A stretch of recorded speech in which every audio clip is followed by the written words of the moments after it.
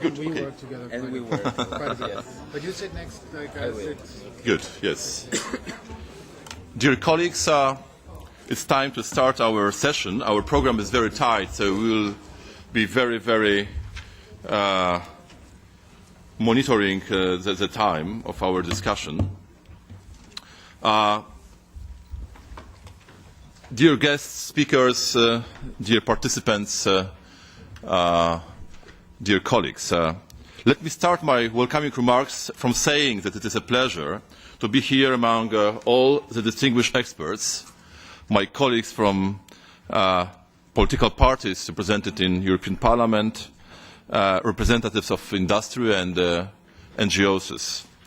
Our event proves that copyrights are high on the EU agenda and that there is a huge interest at reforming them on the European level in order to keep up with the advancing technology and digital era. I think that most of us here would agree that the current copyrights do not match this new reality as they were defined a long time ago before the digital revolution, which has opened up so many new opportunities for sharing content. However, before we move on to more detailed panel discussions, I would like to explain the reason why my colleagues and I decided to host this event in the Parliament. It has been almost 1 year since Mrs. Andersdotter and Mrs. Hake and I sent a letter to President Barroso on the need to review the Information Society Directive. The Commission responded to our call with launching the Licenses for Europe initiative. That is why, together with Mrs. Hake and Mrs. Andersdotter, we thought that it would be useful to look at not only the reasons why the Commission's initiative was not successful, but also how to move forward. In doing so, we have brought together a broad range of stakeholders, MEPs from across the political spectrum, NGOs, industry representatives and policy experts. As some of you might already know, I've been highly involved in the copyrights issue since the Polish protests against ACTA took place in my and other European countries. Since then, I've cooperated closely with Centrum Cyfrowe and Modern Poland Foundation to draft proposals on reforming copyright at the EU level, as the current regulations do not match the reality of the 21st century. I am convinced that with such distinguished experts that we have here, we will have a very fruitful discussion. I am very happy to we are very happy to organize this event with many NGOs, as I said, with those who are very involved in the discussion since many years, and those who wanted to change the current system. I would like to stop myself here, as we have a very busy agenda. Last but not least, I would like to give the floor to Mr. Tarkowski from Centrum Cyfrowe. Mr. Lipschitz will be the first. So, to Mr. Lipschitz, and then I will ask Mr. Tarkowski. Mr. Lipschitz from Modern Poland Foundation. Please, the floor is yours. Hello, everyone. It's a great privilege to be here and to speak to this audience. And we are here because the copyright debate in Poland in the past 2 years was especially heated. As most of you probably know, the ACTA protests started in Poland, and I'm proud to be one of the people deeply engaged in the work surrounding the protests. together with my friends Rysiek Woźniak and Józef Halberstadt and many others who didn't make it to this room. And the experience of the ACTA debate was a very difficult one, because it's very difficult to discuss matters as complicated as copyright when the language you use is basically the language of insults. Pirates, stealing, and so on, and so on, and so on, and most of the people in this room knows what I'm talking about. It's very difficult to talk about possible changes to the copyright law when everyone who tries to make an argument for the change is being labeled as an enemy to the property and an enemy of the state, basically. And we put a lot of effort in the past 2 years to shift the language of the copyright debate. And this shift, in order to do that, we needed to think a little bit about paradigms in which we are operating. The current paradigm of the copyright debate is that copyright is the copyright is a right which cannot be questioned, and we dare to say, well, copyright actually is a monopoly, is a privilege, and it needs to be questioned because it's useful for the society, it's useful for artists, but we need to better understand what kind of copyright we need and it's extremely important, what kind of limits to the copyright we want to put in place. In order to do that, we need to think a little bit about users' rights. Users' rights which are written into the copyright law in fair dealing provisions, and we needed to concentrate on that, to put that perspective as an axis for our experience. And I have a good news, and the good news is that the copyright debate in Poland is now taking place in a much better environment, also linguistically. And the Ministry of Culture began the process, which is called Forum Prawa Autorskiego, Copyright Forum. And on the last session, we've been discussing the fair dealings provisions. And I'm very proud to say that Polish Ministry of Culture began asking the right questions.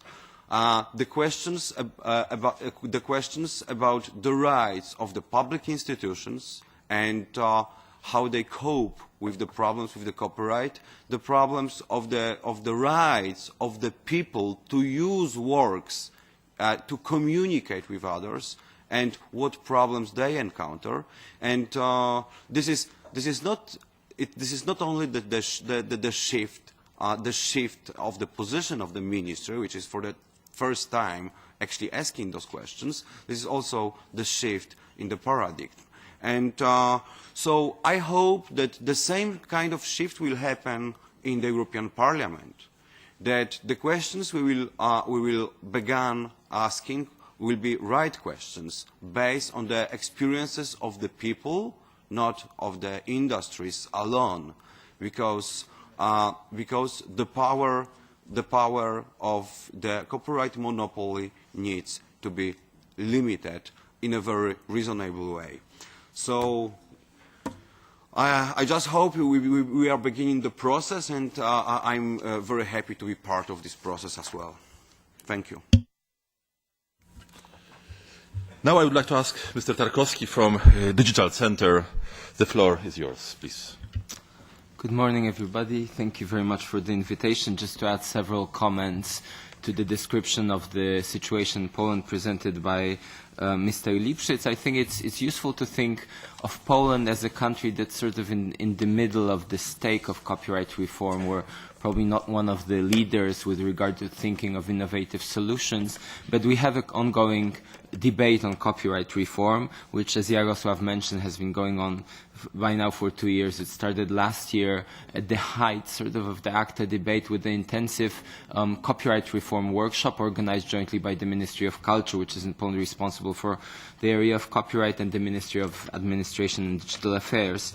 And this workshop provided, it's important to mention, it was a broad group of stakeholders who was brought into the debate. It provided a good diagnosis of the situation. It demonstrated the viewpoints, but there was little agreement about ways forward.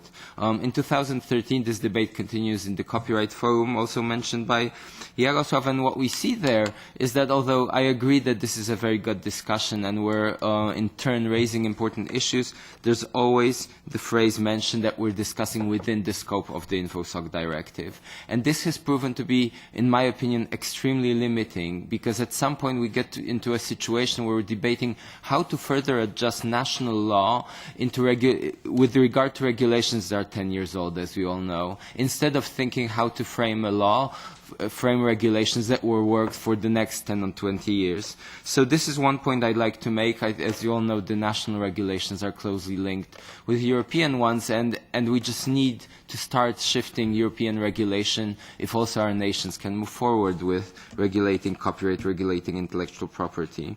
And this is in particular important for exceptions and limitations, where we always hear that we have to do it within the narrow scope defined by the directive. The second point I'd like to make is about multi-stakeholder discussions. As I mentioned, I think this was done well in Poland. A wide group of public interest organizations, including NGOs from Poland present here, were participating and are participating in this discussion. I think this is also being done at the Licenses for Europe process, but I'd like to mention that this public interest needs to be weighed against other valid interests, not only in principle. It's not just an issue of inviting that additional group of stakeholders, which is, of course, a big improvement. And it also doesn't happen always. For instance, in Poland right now, there's also a debate on changing the private copy levy system, and there the position of the government is that if the copyright holder business and the telecom industry, so to say, or the commercial rights users reach an agreement, the issue is solved. What's missing, in our opinion, is a public interest view on this, because private copy levies, as the very name mentions, concern private copying, which is done by users.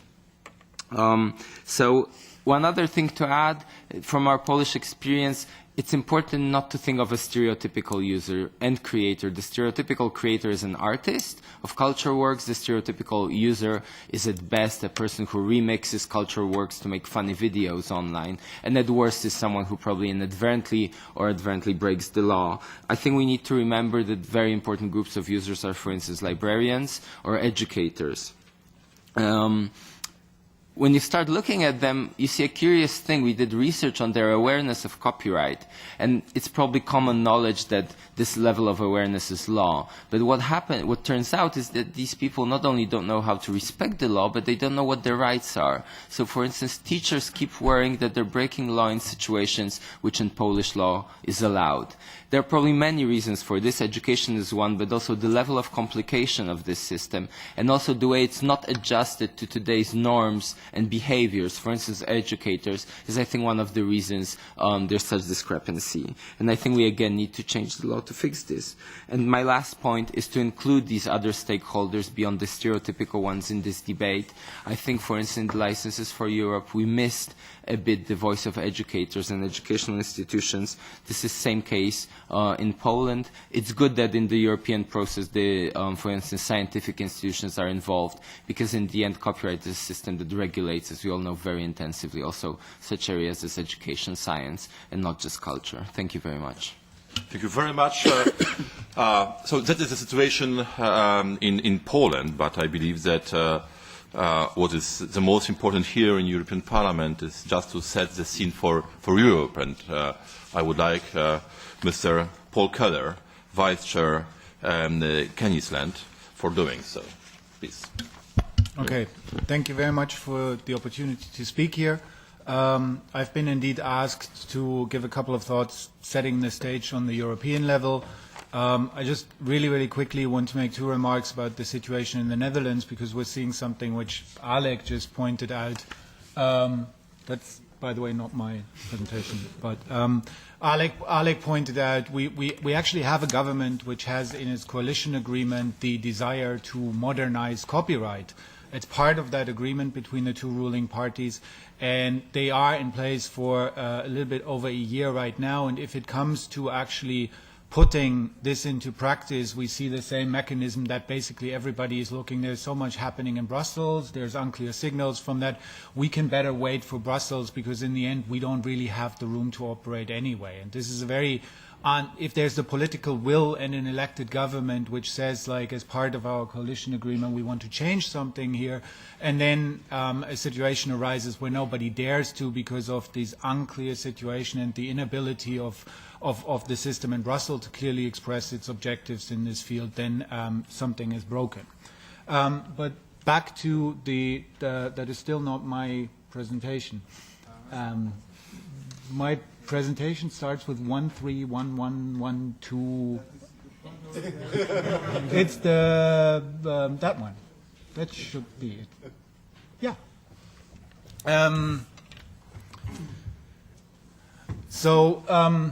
I think I've been asked after I'd written about this report, and I don't know how many people are familiar with this report. This is a report which was issued at the beginning of last month by the European Patent Office and the Office for the Harmonization of the Internal Market. It's a study on the value of IPR in the European Union. It's modeled after a very similar report published by the US Copyright Office about 2 years earlier, which was widely criticized for being inaccurate and misleading. It has some of the very same problems, but what mainly irritates me and where I think this is symptomatic for the kind of discussion is what this report actually tries to express. It says, and the highlighted conclusion of this express is that IPR-intensive industries in Europe are responsible for 26% of the employment in Europe and 39% of the GDP. So you get the impression without IPR, we are an economy that is about 3/4 of the current economy. And that is simply, of course, not true. And if we can advance this slide a little bit further, the main problem is that it really advances this concept of IPR as something which has anything in common. And this is a graphic on one of the pages of that report which tries to show what they captured as one, and which they try to make a statement about as one. The green part is copyright, the big egg is trademarks, the smaller egg is designs, there's geographical indicators and patents.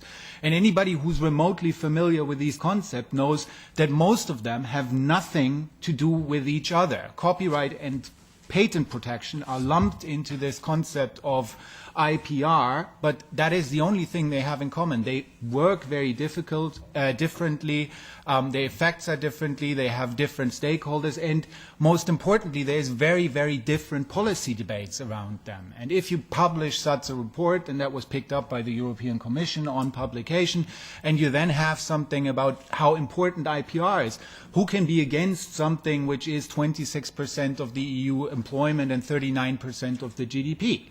But the problem is this thing doesn't exist. It is a concept which is lumped into each other to basically kill the discussion of that. The only really, and I know there's stuff going on in this House about trademarks at the moment, and there's smaller discussions, of course, about other intellectual property rights, but the real policy discussion at the moment on the European level is one about copyright. And this must be seen as one influencing, putting the weight of all these industries and all these different mechanisms into the copyright discussion and basically saying, don't touch this because it's producing 26% of our employment.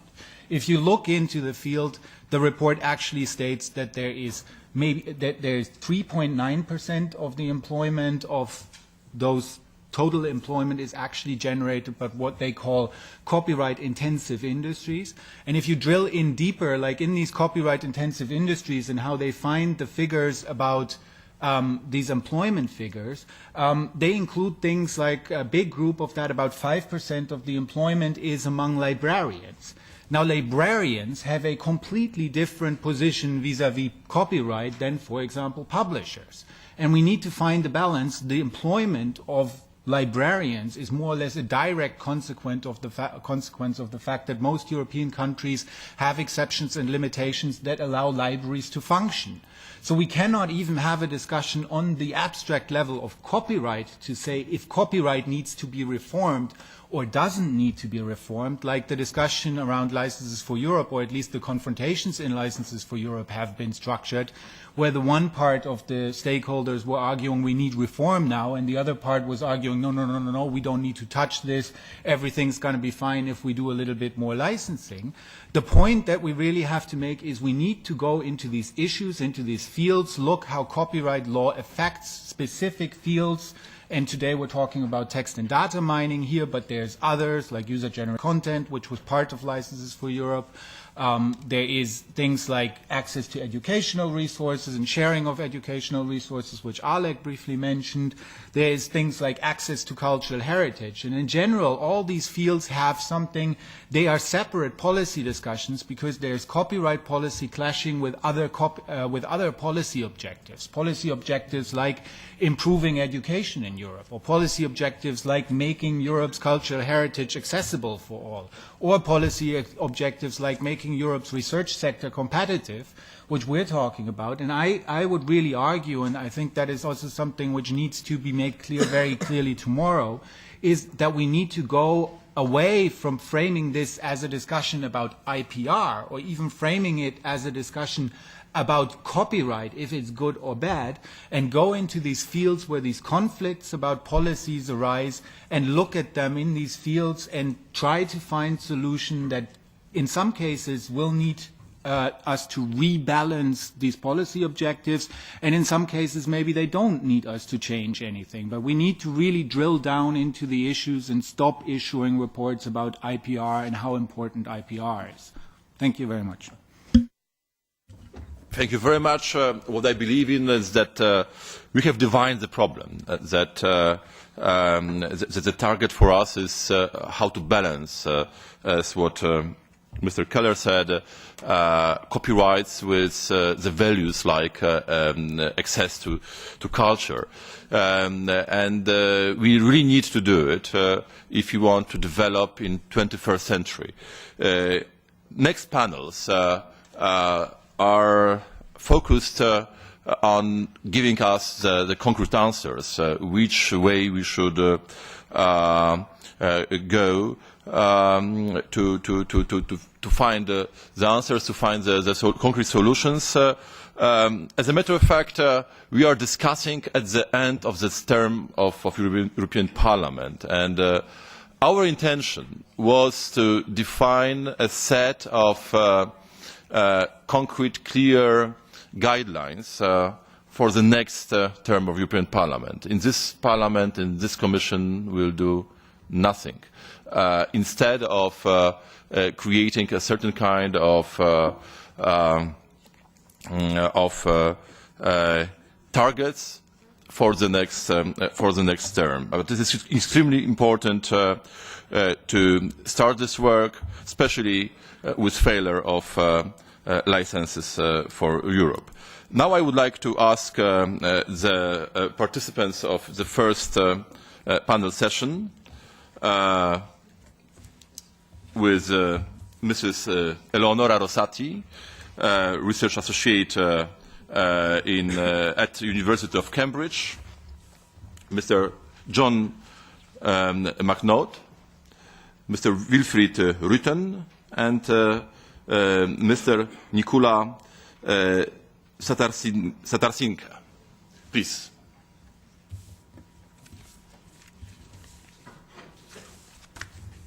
Hello. Please, maybe take a seat here. Thanks. Hello. Hi, nice to meet you. I didn't know you were her. Hi.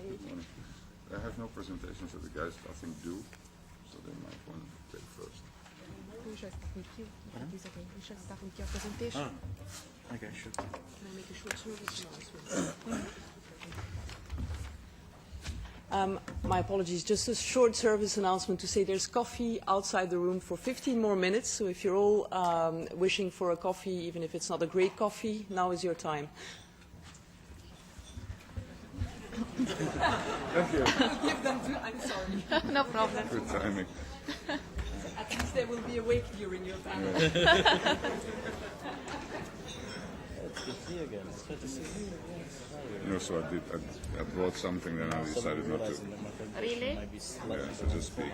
If you don't mind. Yeah. Well, I'm used to doing next topic. Yes. We will. It's working or not?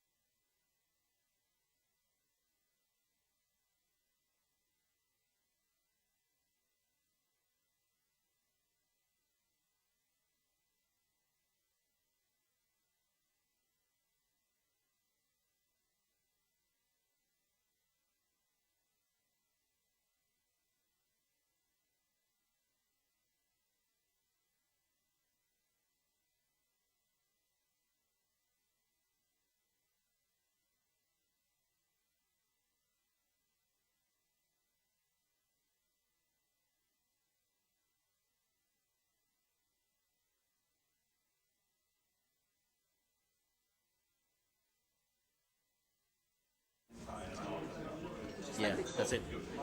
Wait, just maybe give them a second to finish the picture. Yeah, sure. Is it the one? Yeah, Because it's it red. doesn't seem Yours is red now. Okay. I'll do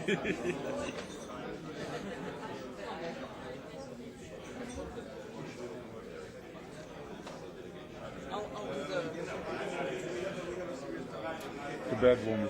yeah, The I'm reality doing my principle. schoolmistress day. Okay, everyone, we're going to start first panel session now. I think everyone has had coffee. Everyone looks very dynamic. So that save up the energy for the Q&A session at the end. Thank you.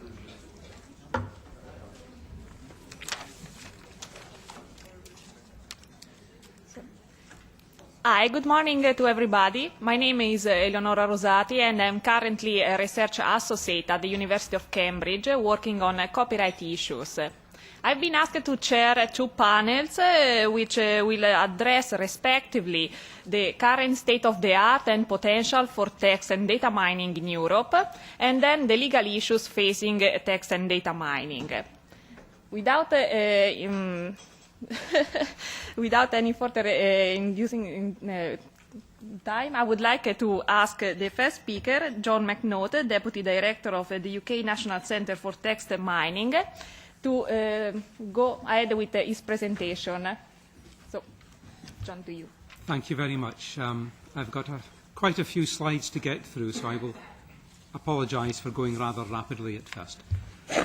Now, I thought I might give you a little bit of an overview about text mining, because it's not clear to me that many people actually know what text mining can do. So next slide, please. Thank you. But first of all, let's just look at what we do as human beings. How do scientists, how do researchers discover things? Well, they find, they construct hypotheses, they work collaboratively, they share results and data with others, they integrate lots of different data and information and knowledge coming from different places. They very rarely stumble across things. They have a method for doing this. Next slide, please. But this is difficult for human beings to do, right? So to find things, well, they're currently document-oriented using search engines, and so this is problematic from the point of view of being given documents to read, lots of hits and lots of documents to read. They've got too much to read. Learning, in order to keep up with your domain, it's growing too quickly no matter which domain you're in. You can't keep up with all the material being published in it. Analysing, well, there's duplication of effort going on. There are too many new results coming out to actually document and publish about.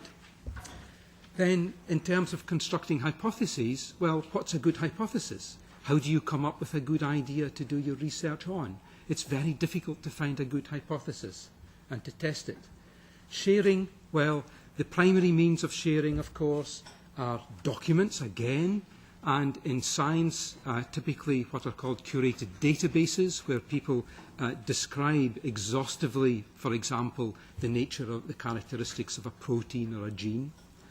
And then we have to integrate a lot of information in order to carry out research, and this can then often again be centred on the document. Next slide, please. How does text mining aid discovery? It does all of this stuff, right? It does this too. So in order to find, well, it can give you more precise information, it can give you more relevant information, and it can go within and across documents much more easily and much more rapidly.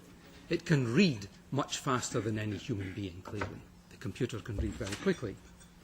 In order to learn, well, it can extract, it can package, it can cluster, it can classify, it can synthesize, it can summarize. All of this, again, document-centered and helping the researcher. In analysing, it can rapidly figure out that something is a duplicate of something else. In terms of constructing hypotheses, well,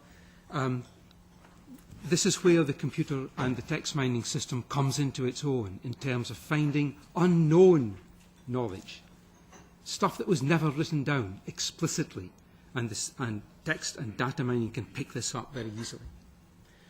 In terms of sharing, we've got a big problem with curation, a big backlog, experts trying to describe the scientific world, and the text mining clearly here can help in that by reducing the burden. Next slide, please. This is just a little graphic to give you an idea of what's involved. Many people think text mining is actually like Google, like search engines. No, that's the first stage of text mining. After you go around the information retrieval cycle, you're then into what's called extracting the information. You're then analysing deeply to discover semantic interconnections and adding in enriching documents with semantic metadata. And that then allows you to carry out discovery. Next, just press, thank you. And this is all then linked into further data mining, creation of applications to do more sophisticated search over all this recognised indexed material. And, well, what's the difference here? Humans are slow, machines are fast. But there is no essential difference between a text mining system and a human being. The text mining system is doing exactly the same thing that a human being can do, except it's doing it more rapidly, more precisely, more accurately. Next slide, thanks. Now, a slogan in the world I come from is the right to read is the right to mine. If we've paid for access via our subscriptions, we should be able to mine the documents we've paid subscriptions for. In text mining, you must take one copy in order to mine. There, that is the copyright problem. You must take a copy. You can't mine unless you've got a copy. But if we look at licensing in relation to copyright now, very quickly, sometimes we're asked to pay, again, a second license only to text mine, even though our institution has already paid for a subscription. Often licenses demand detailed knowledge of the project to be carried out. I'm a national centre. What is my project? Right? My project is the national centre. That's a rather weird request for a researcher to describe his own research in such detail. Every time one has a new project, the publishers ask you to describe it again, to renew your request. And this doesn't scale up. More to the point, the license is restricted to the authorised users of the institution, even though there's an institution down the road with authorised users for the same subscription to the same journal. I cannot share my results with them. There's something very weird there for the scientist who lives in order to share results of his research. And then, of course, we've got the problem of negotiating with many thousands of right holders, and that certainly does not scale. Next slide, thank you. Next slide. Okay. What else can we say? There's the myth of crashing servers. Publishers say, all these text miners will crash our service. I point you to a comment by Cameron Nayland of the Public Library of Science, who says, if you can't handle text mining requests, you've no business running a web server. Right? There are many more thousands of requests coming from normal users rather than from text mining systems. Then we've got these rather unrealistic license constraints. I came across one that said, you will be limited to a download rate of 1 page every 20 seconds. You just need to do the calculations. If you've got something like 1 million pages, 1 million documents, 10 pages, that's a very modest size for a text miner. We deal in tens of millions. That's going to take 6 years to download. If I have a 3-year project, it's gone. Right? Next slide, thank you. Next slide. Why do we need full text?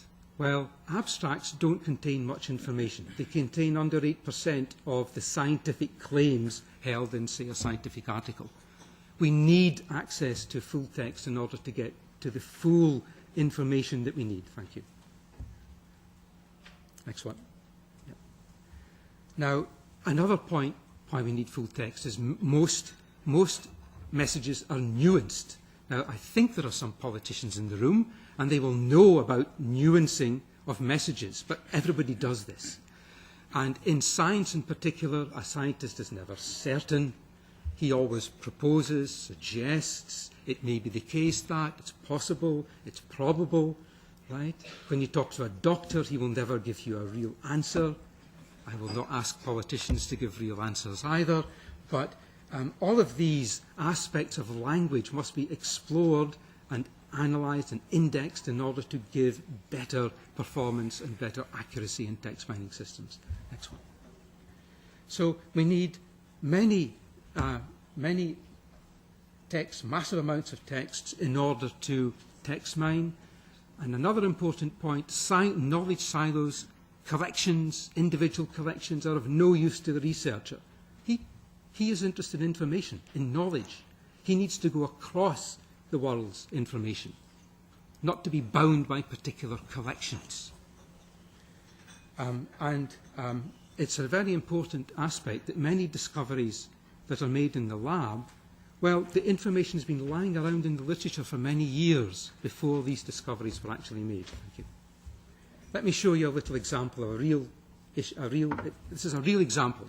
In Nature Medicine, there was this finding reported in 2011 to do with a particular gene, a particular enzyme, and a symptom which was unable to get pregnant. And this is our system now analysing the publications in Medline abstracts before this original finding was published. In other words, this information was lying around in the literature, right?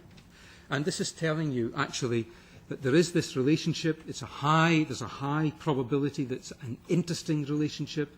And if you wish to know what this is, it's when there's a high level of this enzyme, then a woman is infertile, and when there's a low level of this enzyme, there are problems with miscarriages. Right? Now, it took scientists working in a lab to find that, even though this information had been lying around in the literature for a long time. Next one, please. Thank you. Let me tell you a little bit about another system for Europe PubMed Central, which is a very large archive of life sciences information. And here what we're doing is we're helping people to find information more precisely. Right? So we're, whenever a scientist inputs, say, a keyword, we have already offline analysed many sentences, something like 80 million sentences, and we're able to turn those sentences into questions and show him questions that he can then pick up. This isn't auto-completion like you get in, say, Google. These are questions with known answers. Next slide. So that's just a little bit about that. So we're continuing to analyse this. But the important point again here is we're limited to the open access subset. So this is only partially useful to the scientist, I'm afraid. Next slide, thank you. Another example, scientists spend a lot of time, biologists spend a lot of time trying to understand how biological systems work, and they need to construct these very complex maps of what are called signalling pathways and networks. They do this manually. Let's see an example of this on the next slide. Here you go. This is the kind of thing they're trying to build manually. And you can see here that they had to read something like 600 papers in order to construct this. And they know there are gaps. They know this. Right? Next slide. Text mining can help. The green there is a system, the system you saw a few minutes ago, suggesting relationships to the scientist to help him construct this map. Right? Next one. Sorry, yeah, next one. I guess many of you are engaged in policy making, evidence-based policy making. Systematic reviewing has to be done. As you know, this can take 12 months, 18 months, a team of people doing it. We have proven in collaboration with systematic reviewers that we can reduce the amount of time that people spend on this. Right? But again, we can do more of this if we have access to the full texts, lawful access. Thank you. So some take-home messages, I think, coming up. Next one. Text mining saves lives, right? Medicine, biology, and so on. It can help save lives metaphorically and literally. It also improves lives. It makes for more productive researchers. This contributes to growth and innovation. It gives you faster, more evidence-based policy making, and so on. So just go to the next one, thank you. Can we do something about this? Please, please, policymakers, do something. This is a quotation from 1945. 1945, people. Where are we? We're still thinking, how can we change copyright? How can we get access to information for the needs of science? Thank you very much. Thanks so much, John, for this thoughtful and fascinating insight into the world and potential of text and data mining. The next speaker is Nilu Satarasinger, co-founder of UK and actually Cambridge-based Sparrow, a startup that created a platform for discovery of scientific information. So, Nilu, the floor is yours. Thank you. Hello, everyone, and thank you for letting me speak here today. I'm begun to realize that my standard presentation format is not exactly what I thought I should make, but anyway, so if you can... so who am I? I'm Nilu Satarasinger. I'm CTO of Sparrow, and we basically help people to deal with the publication of scientific content. There's a lot of content that's released on a day-to-day basis, and we help our readers to try and work out what it would be that would be of interest to them. Next slide. How do we do that? We go to public data sources, which users have told us are of interest to them, and extract data, public data, which we then start teasing through and analyzing to try and see if it would be of interest to any particular user. To those that we think might be interested, we show them that information, and if they engage with it, we allow them to go back to the original data source so that they can then read the articles or, say, conferences of their interest. Text and data mining is a fascinating space, a lot of innovation happening. It is, as shown very clearly, far more than just Google search. There are companies doing quite a lot of things. For example, Recorded Futures is trying to use public data like Twitter streams to try and predict events like social unrest, trying to work out when they happen maybe 1 to 2 weeks ahead of time. You might know Palantir, among other things, they aggregate data from many, many sources, trying to use it to predict behavior and what people do. Another company called Import.io, which are lowering the barriers to data mining by creating tools that the general public can use to mine content.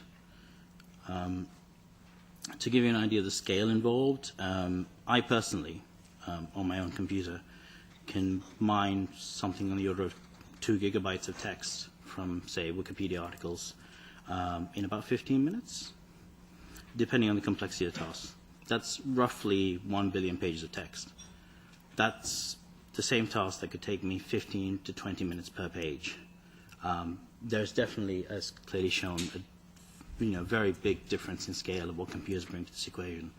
But at the end of the day, they're still very much doing exactly what we tell them to do, no more, no less. And 10 years ago, this same task could have taken a computer 10 hours to complete. And so in the future, I expect it'll be doing far more with far less. The internet is a font of information, and it's one of the greatest things that's happened to society in a very long time. And more data is being published on there, and so it's inconceivable to work out what we're going to be capable of doing with what's available. Just the publishing of gene sequences and biological data could lead to a revolution in personal medicine, allowing people to produce and generate things like customized drugs. I believe that we can do with this technology is a fairly open question, and I'm excited to see what the future will bring. Thank you. Thanks so much, Nilu.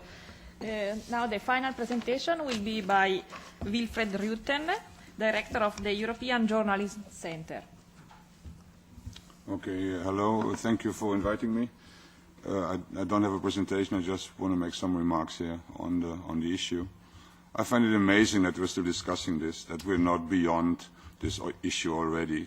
It seems like a war that has already been lost or won, whatever point you see it from, and we're still discussing issues that have. The world has passed over on this. We're doing a massive project on data-driven journalism, and you see a lot of open data coming into the market, a lot of people picking up data sets that are publicly available and work with them and make visualizations and make sense of them. We just launched an online learning platform for data journalists, and we saw about 10,000 people registering in about 3 weeks for this. You see there's a lot of demand, a lot of interest from the journalism community about using data and making sense of them and visualizing them.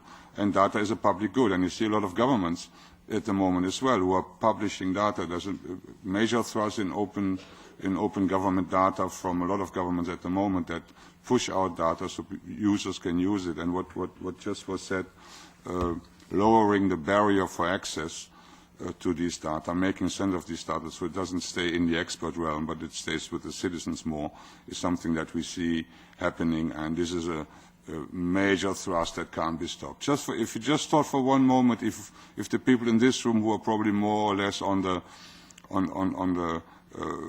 side of copyright reform here, if we were the other ones and the other ones were us, we would get so much bashed for sitting on avoiding innovation. You're stopping medicine from developing. You're stopping people from being healthier. You're stopping people from knowing data that they generate in their own lives. You're a major hindrance to innovation. That would be the kind of criticism leveled at us.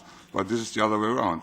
It's very funny to see. It's a lawyer. I'm sorry for all the lawyers in the room here, but the lawyers have occupied this space and make it very difficult. Also, as Paul Keller said before, now there is this idea of migrating all the copyright issues into the intellectual property regime area. So it gets very important, gets very serious. We're jeopardizing our future if we give away copyrights. No, we don't.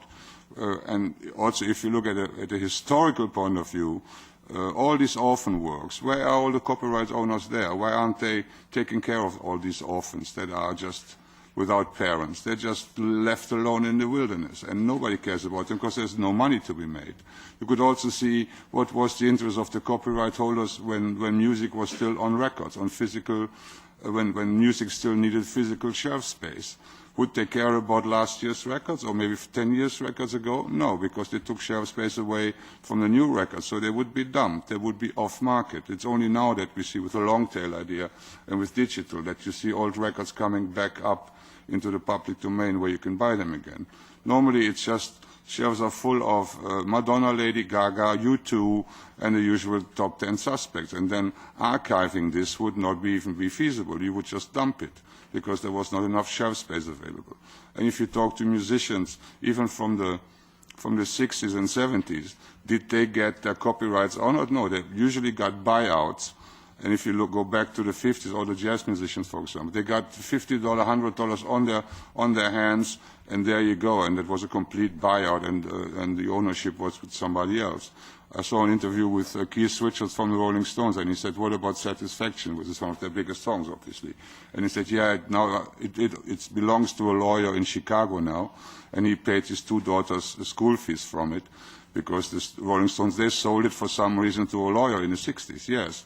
And this is something very embarrassing, I feel, that the guys now who come up and say, hey, copyrights and the creators should be honored, did they take care of their creators 10 years ago, 20 years ago, 30 years ago? They didn't. They couldn't care less. All of a sudden, they're all concerned about that the artist gets their revenues. They don't. They haven't.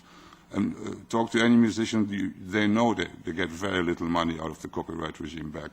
So it is not the musicians, it's not the creators that profit from it. It is the stakeholders who own copyright.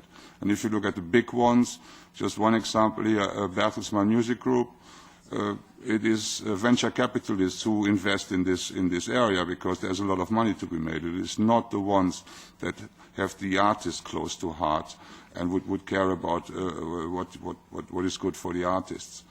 And now with the sharing culture, obviously, what is the idea? You want to make thousands and 10,000s of people illegal, put them in prison or what? Because they're using prefabricated works on YouTube for their own little birthday party?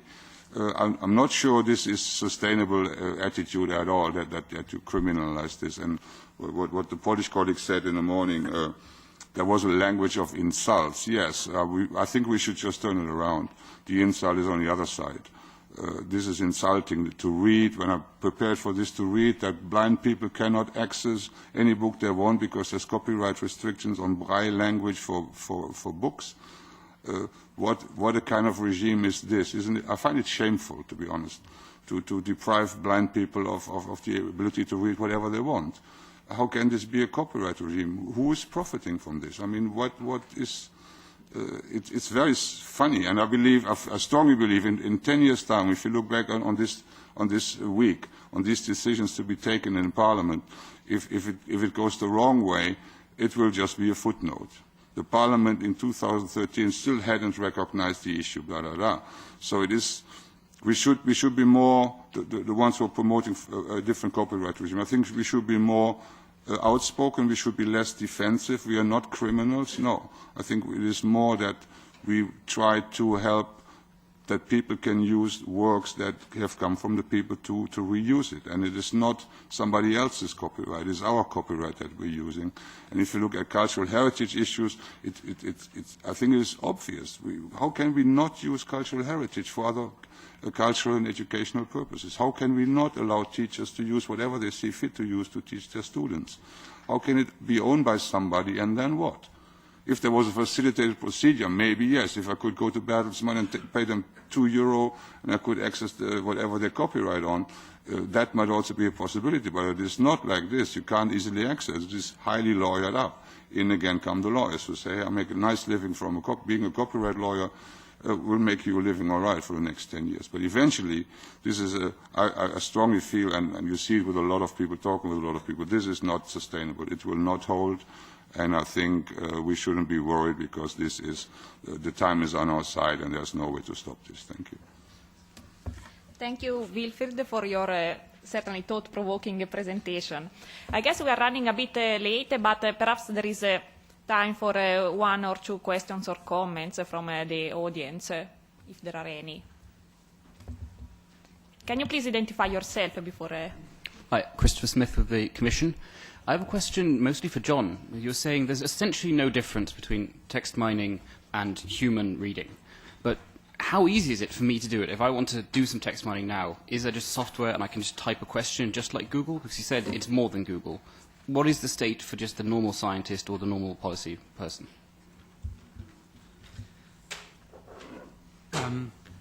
There are applications out there that people can use. The field is more visibly oriented towards the needs of business at the moment, where it's called text analytics as opposed to text mining, really the same thing.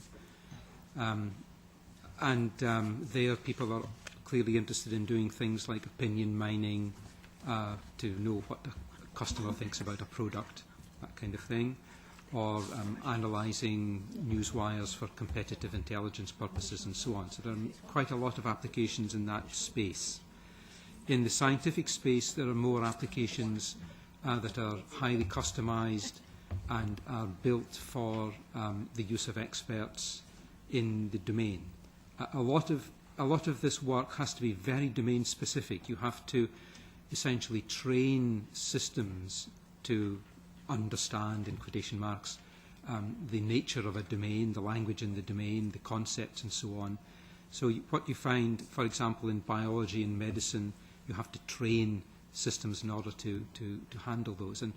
And that really involves people like myself doing this kind of thing, collaborating with domain experts, because I'm not a biologist, I'm not a medic, and so on. Increasingly, you'll find also applications appearing in the digital humanities. Right? This is becoming a huge area now of great importance and great interest. We've just completed a project on analysing news for social unrest in order to support research by social historians. Right? So there's a whole slew of interest now in this whole area in different domains. Just to give you another example, there are people analysing the logs of sailors, of merchant captains. I think this started out in the Netherlands, where of course there's a great merchant shipping tradition, going back in history, analysing the logs in order to discover information about climate change, looking at meteorological conditions at sea, and how this relates to what has been reported in the literature today. Right, so, but that's just answer more precisely the question, sometimes you need to get access to an expert in order to help you do this. Sometimes there are systems that are able to help you you can use them without too much difficulty. It's a challenge, actually, for people like myself to engage with people like you in order to come up with an easy way for you to interact with what can be a very complex underlying technology. All right, I think that the time is up for this panel. I would like to ask our panelists and ask the next panelist to join me on the stage. So thank you so much. Thank you. Thanks. Another Q&A interactive session, so you know.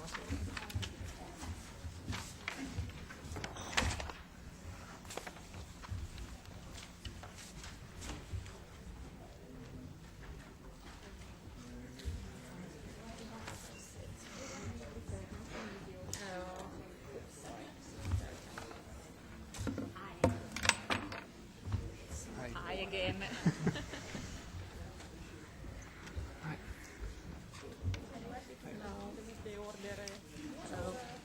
Good to meet you. Nice to meet you. Okay. Do you want to do first? All of you. I can just get myself a little higher. It makes me get very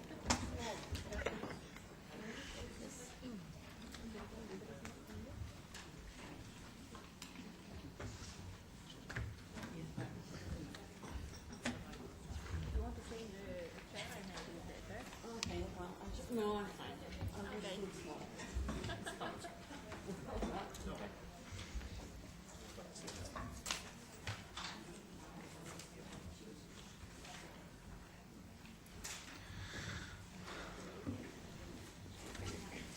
Okay, so let's get it started with the second panel, which will address the legal issues facing text and data mining. The first presenter will be Ms. Anne Bergman-Town, the Director of the Federation of European Publishers. So the floor is yours. Thank you very much. I want to thank the organizer for having invited publishers. I wanted to say that according to us, actually Licenses for Europe is not a failure. It has made us look at different demands from our users and find rather positive solution. I represent an organization of National Publisher Association. I have 28 members, and in most cases, book publishers of science, they also publish learned journals. That's why I suppose I was invited to speak about text and data mining, although if you see this slide, it was produced by my colleagues from the Scientific and Technical Medical Publisher, the International Association of STM Publishers.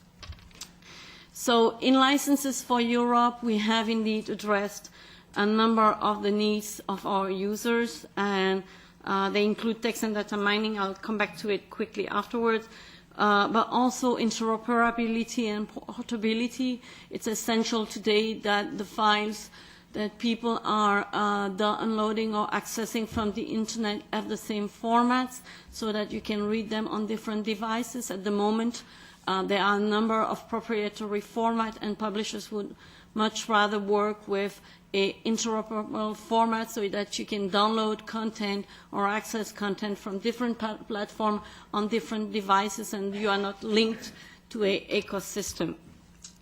That was working group one. We also would very much like to continue working with our colleagues from the libraries, and in working group two, we have also addressed the issues of small-scale uses of our works. But to come back onto text and data mining, because this is the topic of this meeting, first I would like to make a difference between data and text. Data is not copyright protectable. Text is, so I don't think the issue is so much about data.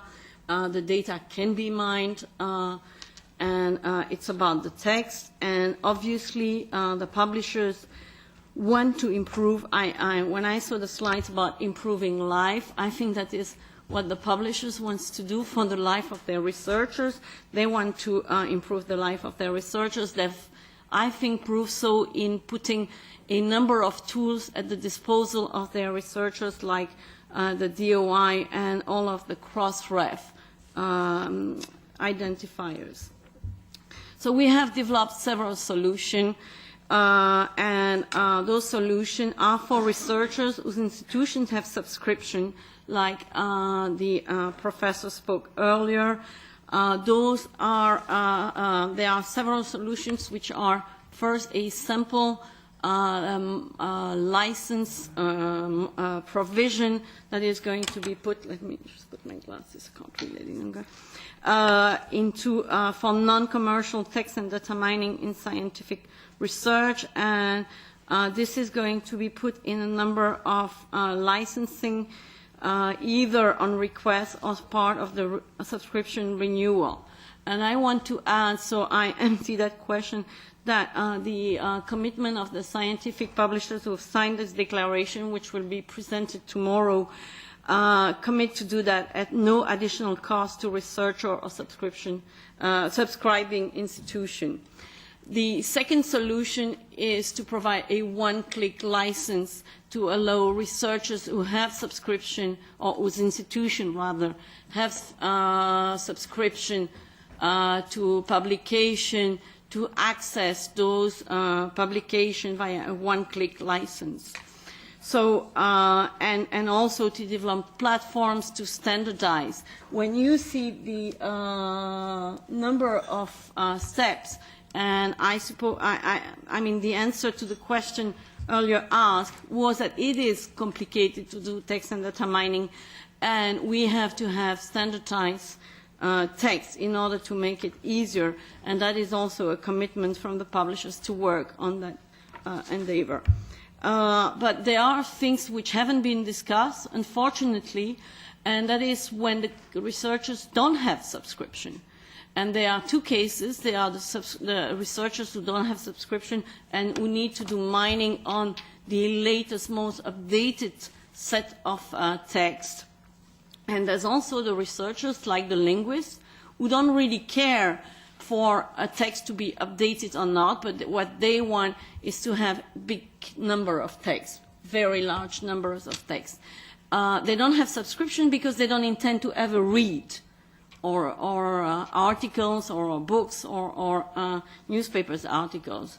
So with those, we have separately engaged into discussion, and we hope we can continue those discussions.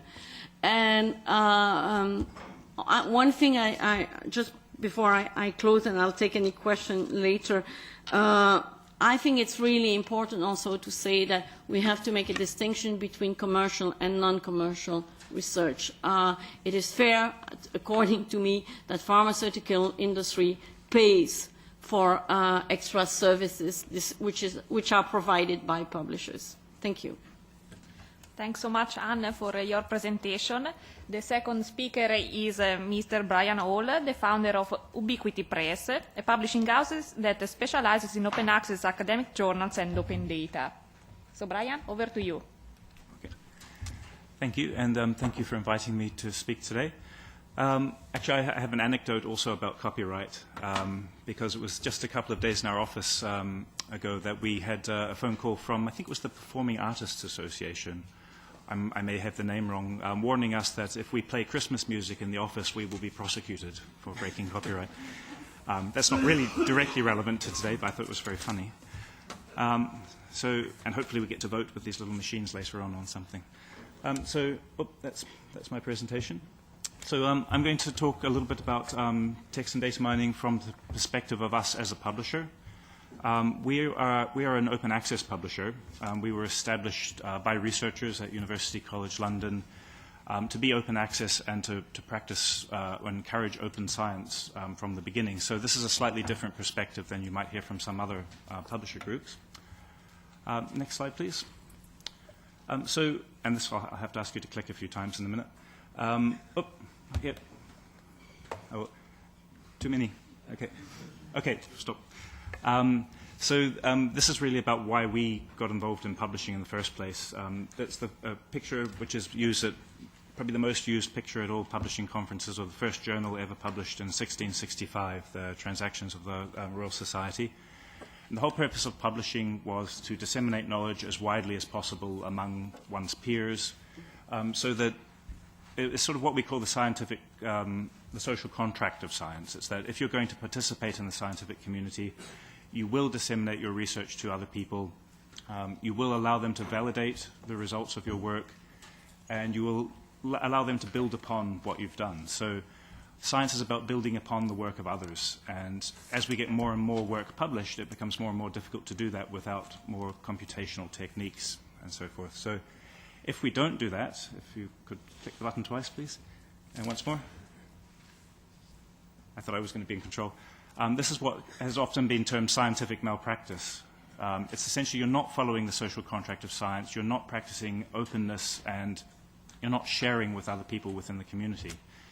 And if we limit people from being able to use systems effectively so that they can, for example, look across the entire scientific literature and understand it in more depth, then essentially that's what we're doing. We're not following good scientific practice, and that applies just as much to publishers as it does to researchers. So, click please. So in an ideal world, as a publisher, we believe everything would be published as open access with Creative Commons licenses, CC BY, CC 0, and that would allow people to do any type of analytic or computational work on the literature. Click, please. But a lot of the legacy publishers resist this. They're resisting open practice overall, resisting the open access movement, partly because it does offer something of a threat to their business model. It's something that they are trying to slow down as much as anything. There's a lot of lobbying happening. And in a way, we see the voices against text and data mining as being aligned with that. Click, please. In other cases, though, what we really need, because a lot of content isn't going to be made available open access in the near future, what we would like to see, and I'm sure lots of people have said today, is a fair dealing exception to allow academic and commercial access to the literature. We think that commercial access is very important. Once again, most research is taxpayer funded. There is no legitimate reason to stop people who have invested in the production of the material from accessing it. And it's also, it's a major policy imperative for the European Union and all other governments that research move ahead and be available to the private sector as well. Click, please. And we also would like to see research exceptions for research, and one more click, and for teaching as well. I think this is equally important. Okay, next slide, please. So we don't believe that additional licensing is a solution. It certainly is not something we as a publisher would like to impose. As everybody has already said in previous talks, text and data mining involves a very heterogeneous amount of data spread over, incredibly widely across the world. It's not just published data, it's data that's available on the internet through other sources as well. We want to be able to combine all of this information. And it's simply the reading of content. It's a right that we already have. If we've either purchased a subscription or and so forth, we actually have a right to read. We don't believe the copyright was ever intended to cover this. This is really a matter of making temporary copies in order to read something and then dispose of those copies. This isn't something that existed when copyright was first designed. And so we don't think that it's right to make additional laws. What we should do is change the way copyright works in the first place instead of simply imposing additional licenses. Next. So, in our opinion as a publisher, text and data mining licenses would prevent progress. They would prevent efficient use of taxpayer money. They would prevent the growth of small and medium-sized enterprises, which is a major priority for Europe. And they block work that prevents deaths and progress all around in science. It's quite serious at many levels. And final slide. Just a couple of things about false objections. I saw that John mentioned this earlier. Text and data mining is not a highly frequent activity, and it basically involves touching each resource once. It's not something which is going to overload publishers' servers. I used to have a job as a software testing manager for one of the big publishers, Elsevier, about 8 or 9 years ago, and we did a lot of load testing on the servers to see what would overload the systems. And the sort of load that would come through this type of activity is completely insignificant. Next one. It's also much lower than normal user behavior and crawling that already happens by the servers. And next. And you could also, if it were high, if all of a sudden every person in the world decided to do text and data mining tomorrow, you could mitigate this. It would be relatively easy and cost efficient to modify the systems to allow the load to be more distributed. It's not something that it would cost the publisher a great deal of money at all. And in fact, the actual benefit of having a lot more people using the system and the increased number of citations and so forth would massively outweigh anything slowing them down. And the other objection we've heard a few times on the licenses for your group was that there's a need for publishers to control their content.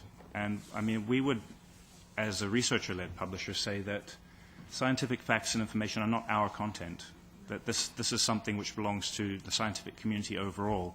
And we don't have a right to say that we have a proprietary ownership of those things. So I find it very worrying when I hear other publishers talking like that, and I don't think it's correct in any way. And then my final point was that this also is not in publishers' interest to try and block text and data mining or to slow it down with licensing. It basically results in building a reputation of being against open science and against scientific progress. And I think a lot of the bigger publishers are causing themselves more problems than they realize with the community, and that they, it's a counterproductive stance. Thank you. Thanks so much, Brian, for your very interesting presentation, which I guess is leading us nicely to the presentation of our final panelist, who's Matthias Schindler, project manager at Wikimedia, a global movement which aims to bring free educational content to the world. Thank you. And I apologize in advance to Jan, because by the end of the session he's going to have a strained muscle from having to click many slides, but let's see how far we can go.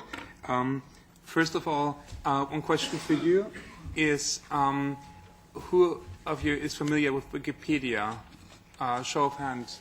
Some. Who's using it for reading stuff? Who's writing in Wikipedia? Oh, that's... Yes, I like you. Next slide. I'm going to start talking about Wikipedia a bit and talking about the perspective we're coming from. Of course, as you know, Wikipedia is an encyclopedia, our aim is to provide you with content, high-quality educational content, explaining things, answering questions, or in many cases leading you to the places where these questions have been answered, for example, by scientists in their original research publications. First of all, Wikipedia is an encyclopedia, this is not going to change. So we are not expanding the scope of Wikipedia.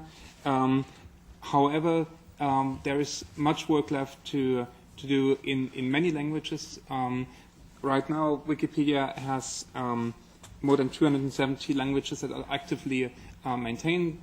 It doesn't mean that there is an article in 270 languages in each case, but there should be, and there should be articles in many more languages. So if you happen to have some spare time, if you happen to have some insight, if you have some skills to translate or to write content, please do so.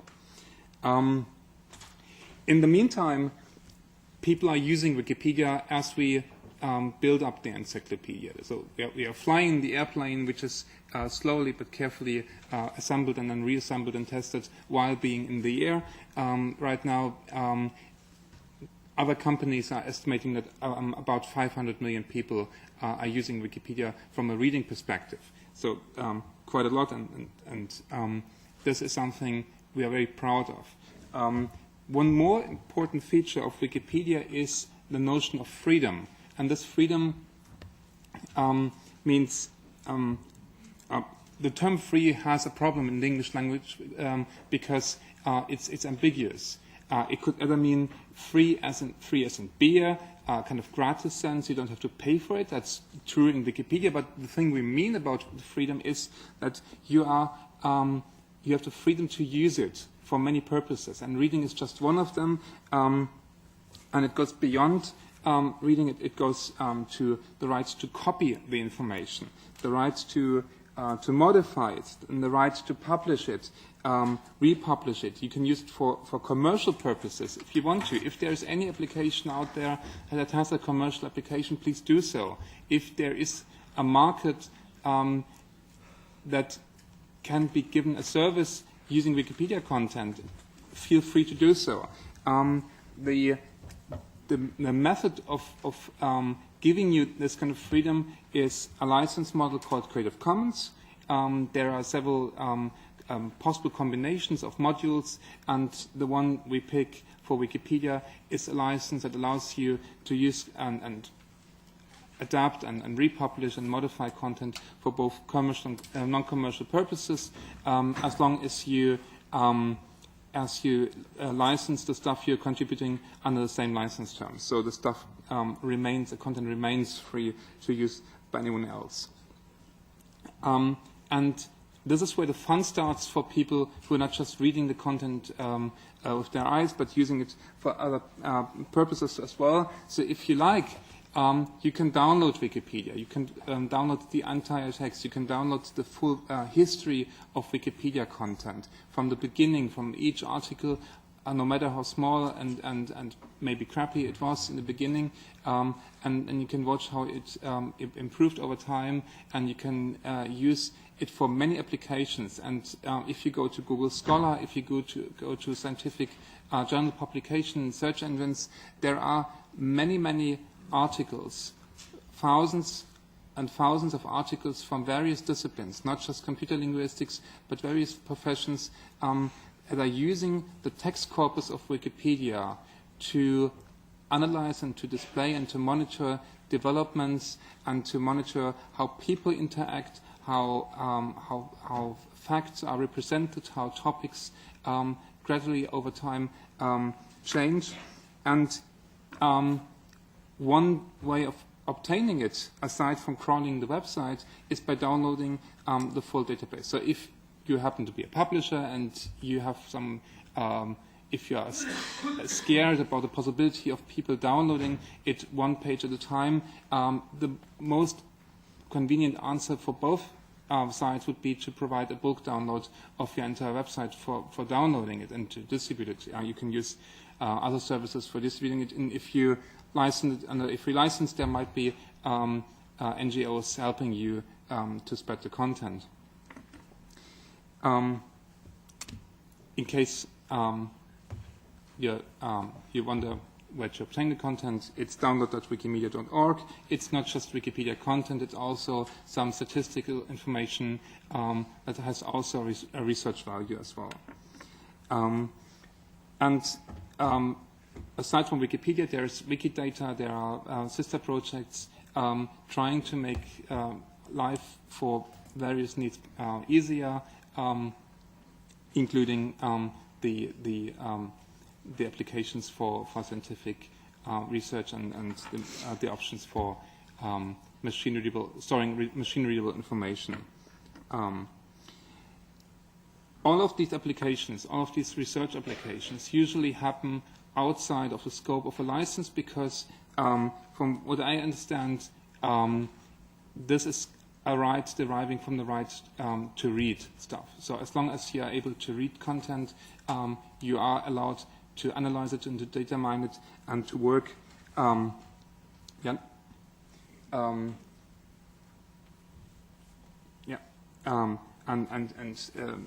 to improve upon it. You are allowed to read it. You are allowed to read it fast. You are allowed to use tools that are given to you, like searching for a string. You are allowed to search in even more elaborate forms. You are allowed to manipulate content while you're reading, and slowly over time, you're moving into a domain of text and data mining, that still derives from the basic right to read.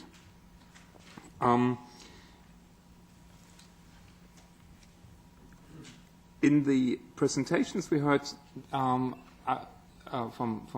both Annie and other speakers, aside from the legal discussion, there were a few practical ones, practical arguments and questions how to make it possible, how to make it interoperable, how to provide researchers with quality on time in a convenient fashion, maybe in a reproducible fashion.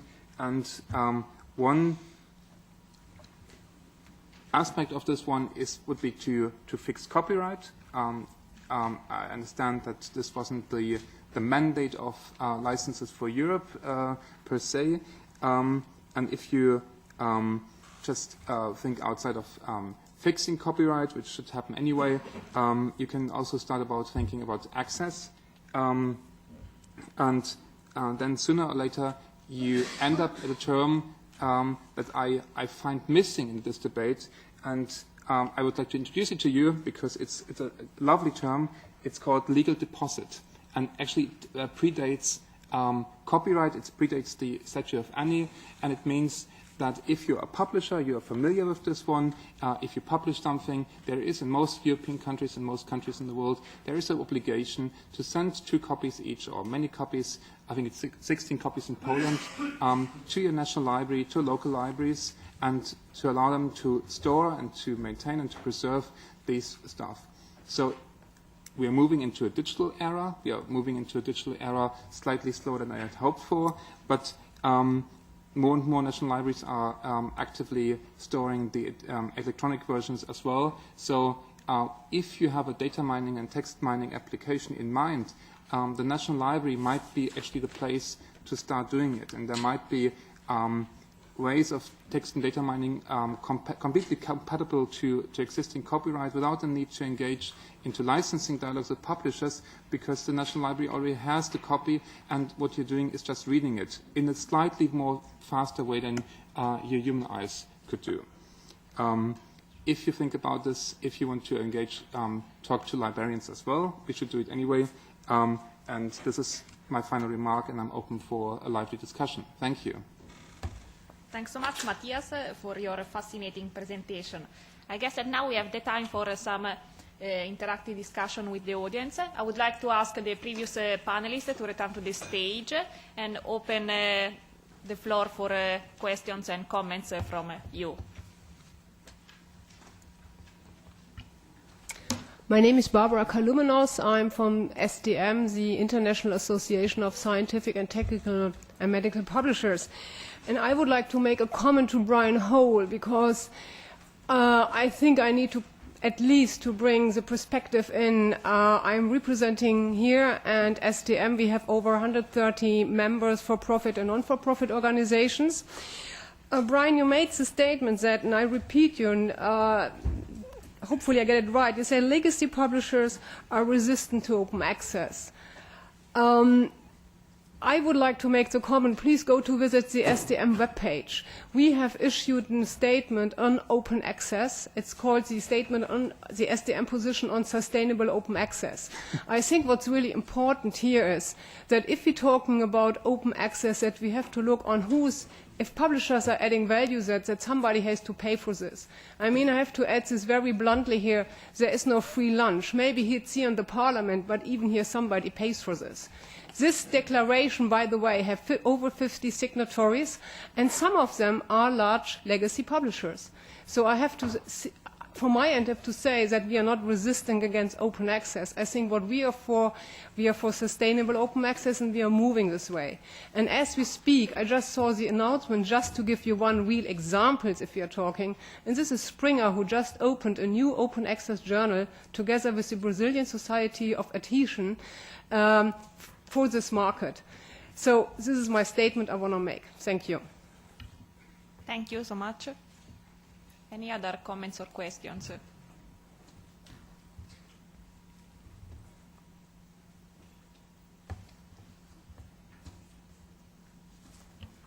Hi, good morning. This is Izaskun Lacunza from LIBER, the Association of European Research Libraries. I would like, I guess you all know that we participated in the TDM working group in Licenses for Europe, and we withdraw from the process with some other associations, also Ubiquity Press and such. I wanted to comment a bit on some of the statements that Anne did, but before, since Barbara also commented before, I think that we are all pro-sustainable open access. Nobody is proposing an unsustainable model. It's been proven that there are many open access models and business models that can support it. Regarding what Anne commented, I would like to stress, well, you made a distinction in between data and text in terms of what is copyrightable or not. And I think it was made clear along these different sessions that TDM treats text as if it was data. We want to extract data and facts from text and not to treat it as narrative anymore. So in that regard, we could understand that copyright is not protecting this kind of techniques. We were also a bit unhappy with this distinction in between commercial and non-commercial uses of TDM for two reasons. Number one is that the line in between one and the other becomes difficult to assess what is commercial, what is not, and also because we believe that TDM used in a commercial way in Europe will help foster innovation and data-driven research and innovation. So we do believe that TDM should be a technique that could be applied for commercial uses. Thank you.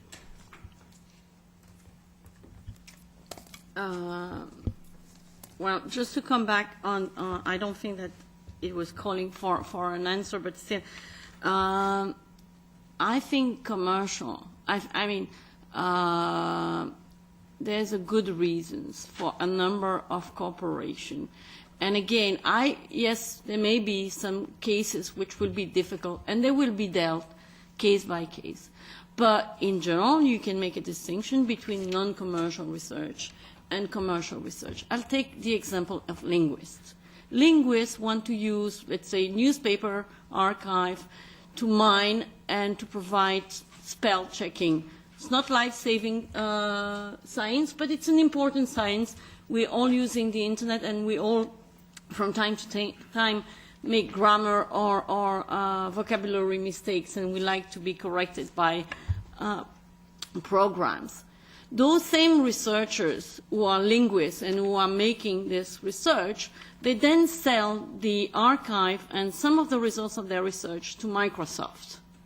So I'm just asking whether we should provide free content to a corporation like Microsoft. I'm not sure that this is about helping the growth of SMEs in Europe, or whether we should make a distinction and then eventually treat the gray zone on a case-by-case basis. I would like to answer Annie's question about whether we should allow linguists to sell their research results to Microsoft. And the answer is yes, because the potential side effects will be harder for anyone else. No, you didn't say it, but this is the result. We are dealing at Wikipedia heavily with the results of the kind of tendency to allow non-commercial usage only, and to charge companies money for some goods. The effect is basically that companies like Google are quite happy to pay hundreds of thousands of euros for licenses, but at the same time, initiatives like OpenStreetMap, Wikipedia are unable to reproduce the results, basically differentiating between commercial and non-commercial usage, charging for commercial usage and then leaving the non-commercial part basically in the gutter means kind of creating a scenario in which Wikipedia, non-commercial usages and things that might eventually evolve into commercial applications in Europe are heavily on the kind of downhill, uphill battle scenario. So it's whenever you want to promote non-commercial applications, basically, in this case, a bit of dialectic approach is warranted, basically allowing the minor commercial parts to create a kind of larger ecosystem of both commercial and non-commercial applications. In this case, Microsoft wouldn't benefit that much from it, as they already do. I'm sorry, I didn't say that we would refuse that researcher ever pass some of their research to Microsoft. What I said, I don't think that it's fair for Microsoft to get access to the archive of several newspapers for free, because what they want to pass is the archive. And you may choose, you may choose to publish on an open access, you may choose to publish on Wikipedia, you may choose to publish on and I'm leaving here from the STM, you may choose to publish with a publisher who is charging for the content when you access the content. That is your choice. Nowadays, you are no longer, you don't have to go through the path of the, what you call legacy or traditional or whatever you want to call it, publisher. You can self-publish if you want. It's your choice. Once you've chosen to go via a publisher who is charging for access, then you should accept that they will charge corporation or other commercial organization, and the tariffs will be completely different whether it's an SME or whether it's a very large corporation. Okay, time for a last question. The gentleman in the back. My name is Wilma Mossink. I'm here. Sorry. Sorry. Well, if you would like to go first, go ahead, and then I'll go afterwards. Okay. Wilma Mossink, International Federation of Library Associations. I would like to stress out that in the debate for TDM and getting the licenses, it often concentrates on having permission to actually mine the content. But I would like to add that in the end, it's very important what you can do with the results. As John McNaught pointed out in licenses, it's only often the authorized users of an institution who actually can use the result from the text and data mining. But if we really want to have all the benefits, we have to concentrate on what you can do with the results and who has access to the results, and that it's open for the community instead of just for the users of an institution.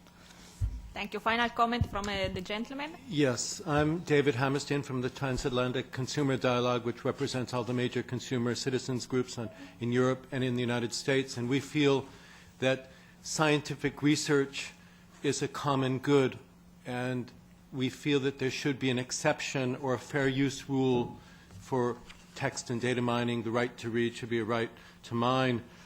There are a number of issues that haven't been dealt with. If we speak about exceptions, we've seen on another issue, I think it was mentioned here, recently we have a treaty, a Marrakesh Treaty, for an exception to copyright for people who are visually impaired, because it was considered the access of disabled people is a common good. It should be a public good for disabled people to read. I think this is a tendency, even though it's a small example, it's a tendency that's being generalized. Right now is being launched in the European Union the Horizon 2020 program for research and innovation, and it includes a mandatory obligation of open access publishing and a tendency of open data. We're talking about publicly financed research, which is one of the issues that hasn't been spoken about here. Much of the articles that are published, much of the data that's produced in the scientific community is either totally or partially financed with public funds. So I pose the question is, if it is, shouldn't that data, if we're moving towards an open access policy all over the European Union in publishing, shouldn't that data also be open for text and data mining as well? I think this is something that really needs to be cleared up by our policymakers on one side. And I think in the general sense, we have to, it's a movement all around the world towards creating public knowledge goods, which is good for business innovation, it's good for human rights, it's good for common sense, and it's especially good for consumers who I represent. Thank you very much. Thank you. I guess that this final comment is leading us nicely to the presentation by Professor Martin Senftleben, who will speak about flexibilities in EU copyright or their lack thereof. I would like to thank all our panel for their very interesting presentations and also the audience for their thoughtful comments.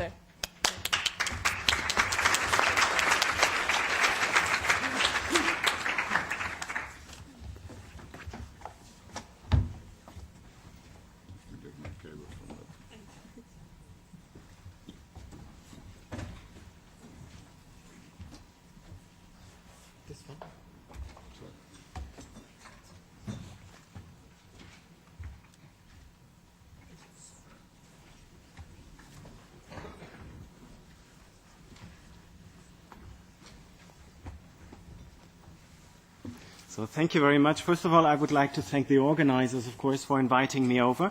It's a pleasure to be here and to share some research results.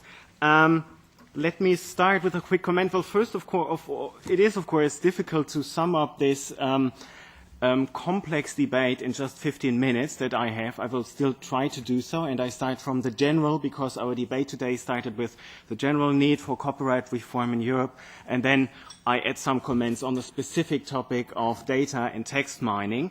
But a first comment on this question of licensing. I mean, we have here this Licenses for Europe initiative. My impression is that this basically serves as a fig leaf for not having to admit that there's something wrong with the general framework in Europe that we have for accommodating new business models, new ways of using content. And I mean, what you have to realize is whenever you start with such a licensing debate, the recurring theme is who has the veto power. And whenever it comes to licensing, traditionally the licensor, so the person who gives the license, has a veto power to say, okay, I agree on those contractual terms, I disagree on the other terms. And if you as policymakers feel that here there is something to be solved where you can't give one party this veto power, then the licensing model is just not the right model, and you have to move on to a model that allows a balancing that you as policymakers deem appropriate. I think there is good reason for thinking that text and data mining is one of those issues because you have fundamental rights to balance. I mean, if you say that intellectual property and copyright is a fundamental right in the sense of property, then on the other hand, in this case, you have freedom of expression, you have freedom of science, very high values as well, and this involves for policymakers in Europe the need to balance. And if you don't feel that you can leave this balancing to the marketplace, to the licensors, then you have to come up with some other solution, and this would then be a limitation or an exception. And this does not mean that everything is for free. I mean, as a policymaker, you can decide that for some users, a fair compensation should be paid. So if you agree on a large use privilege that involves commercial uses, then you can combine this with an obligation to pay fair compensation, for example, and address the concerns of the right holders in that way. So a limitation does not necessarily mean that people are 100% deprived of their property. It only means that you as a policymaker try to find a balanced solution. Okay, having said this, I go back to the more general thing, and this is the question, in what is the European system we are living in and what is wrong about this system? So 3 clicks, please, because you have to click all the time. So this is the European system that we have. I'm a lawyer, I must admit, so my excuse for that, I heard that this is a problem as such, so still. So I start with the legal framework. We have very broad exclusive rights granted in European copyright law. The problem with this is the moment you grant broad exclusive rights, those rights have a tendency of absorbing all new types of uses because they are so general. Everything that is newly invented in an area will fall under one of the very general headings. So what is the counterbalance we have in the European system? Well, we have quite a long list of exceptions and limitations. This is in the Copyright Directive, but the list is closed, and the list is based on experiences we had with the copyright system 10, 15 years ago when the whole debate on the Copyright Directive started, so the list is outdated. And then on top of the list, we have something that could serve as a flexible means, but it is not used in that way. This is the so-called 3-step test, a provision that comes from international copyright law. I have a slide, a sheet on this, please. again. So this is the text of the three-step test. You will see many open-ended terms here. What is a normal exploitation? What is an unreasonable prejudice? What is a legitimate interest? And so on. The problem in Europe is that this is kind of a proviso for applying all the exceptions and limitations. So even if you have something in the list of permitted exceptions, it still has to fulfill the three-step test. So this is an extra filter for making the scope of exceptions and limitations even narrower than they are because the list is already closed. Next slide. I call this a worst-case scenario, and I tell you why. You can see this quite clearly by comparing different copyright systems. Click, please. This is the Anglo-American system that allows for flexible exceptions and limitations in the sense that the lawmaker contents himself with just setting forth general factors to be considered in order to judge a given case on a case-by-case basis. This is a very flexible system. So if something new is invented, if somebody comes up with a brilliant new text or data mining idea, it is left to the judge to strike a balance, but it is not completely left to the judge because the judge has to do so on the basis in the light of the factors that have been established by the lawmaker. So the big advantage of this system is flexibility. You can move on quite quickly and you can keep pace with current technological developments. There's another system, which is the traditional continental European system, where you would have a closed catalogue of clearly defined exceptions and limitations. This system is not without merit. This system is not bad by definition because it offers lots of legal certainty. So in such a system, the users ideally know what they can do and how far they can go. So if you have a wise legislator who is able to react very quickly, this can be a wonderful system, but this does not work in the EU context. Next slide. And this brings me to the worst case scenario argument. We have both. As I have shown you, we have the closed list, so we follow the closed list approach in the sense of the continental European approach, and then we have a flexible balancing tool, which is the three-step test, normal exploitation, legitimate interest, and so on. But this is not used to flexibilize the system. This is used to further constrain the system. So if you wanted to achieve flexibility, you don't have it because the list is closed. And if you wanted to achieve legal certainty, you can't have that because the three-step test always applies.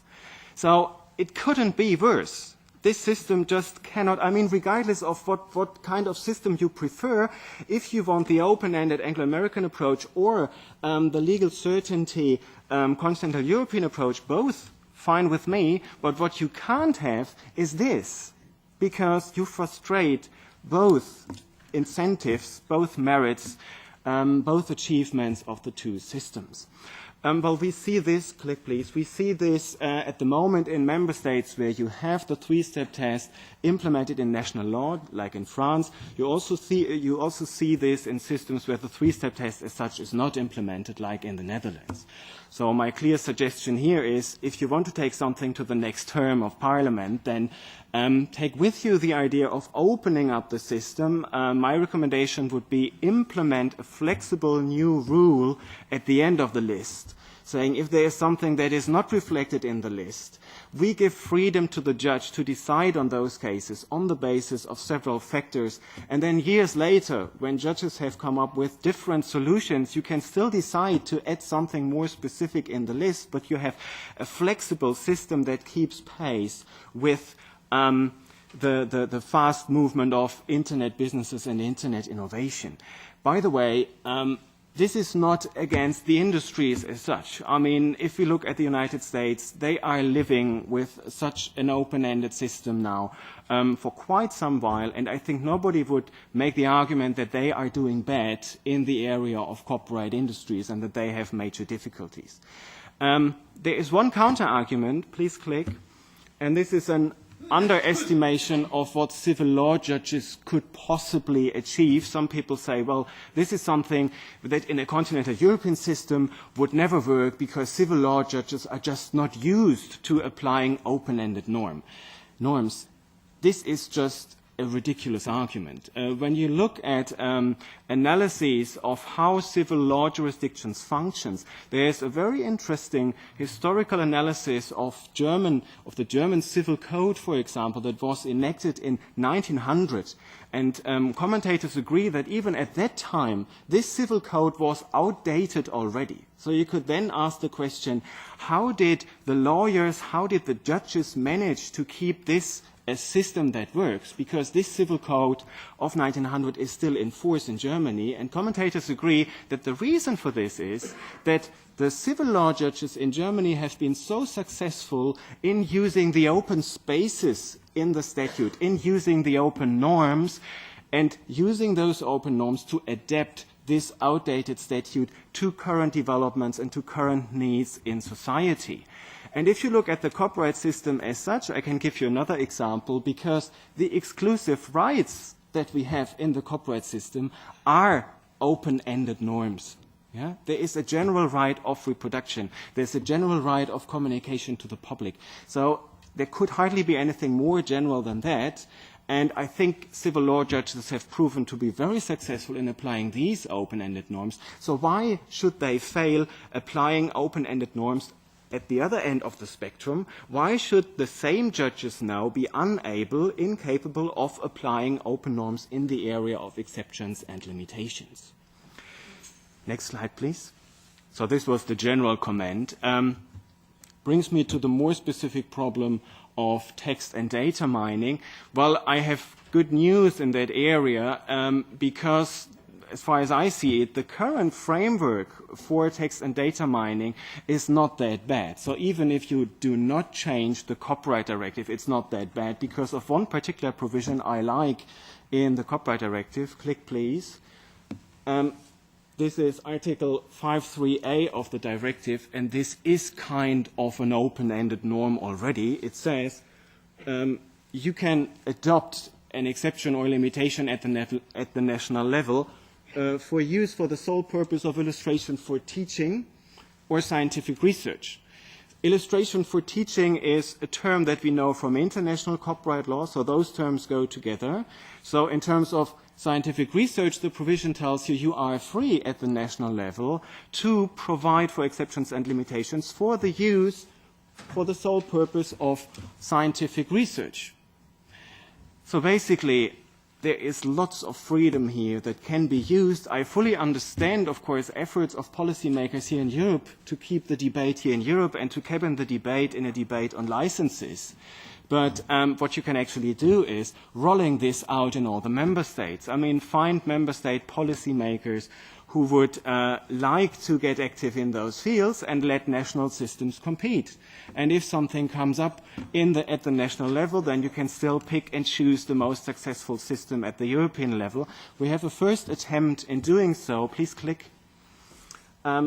Which is the UK model, where a proposal is made for introducing a new exception for data analysis for non-commercial research. I have the text here.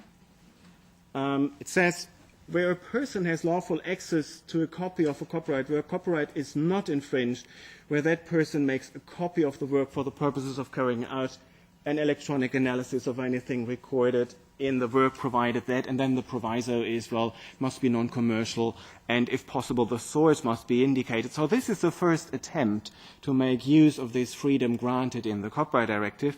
The consultation in the UK, I understand, is still underway. I must say, this is, as far as I see, this is not the most generous, not the most liberal system. I mean, first of all, this only relates to making a copy. The provision in the Copyright Directive does not only cover copying, but also communication to the public. So you could add more freedom by saying the results can be shared within a research community or something.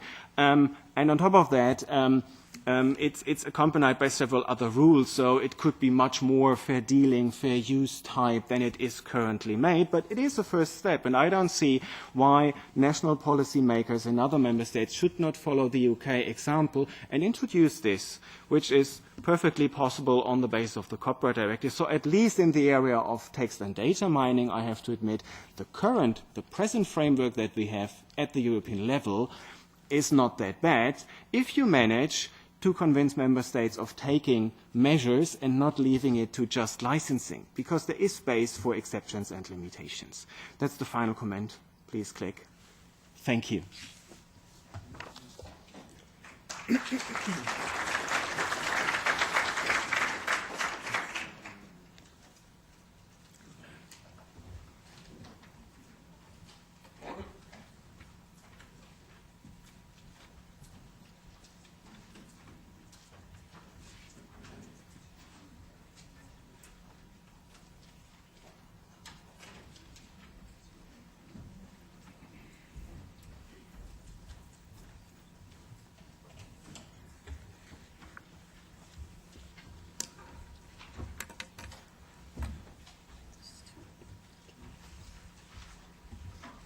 seat is much higher than yours. Okay.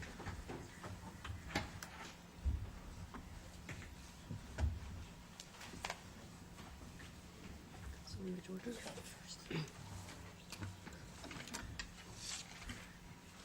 So I think we've had a lot of food for thought today. We've heard many presentations from a lot of people who clearly are desiring a copyright reform in the European Union as soon as possible. We've heard legal expertise, academic expertise, and civil society actors, commercial actors, all of whom suffer some amount of problems with the current regulatory framework. In fact, I was particularly happy to hear the progressive report from Poland in our first panel. I've been looking for several years at the various projects of the European Union to get a more sustainable model.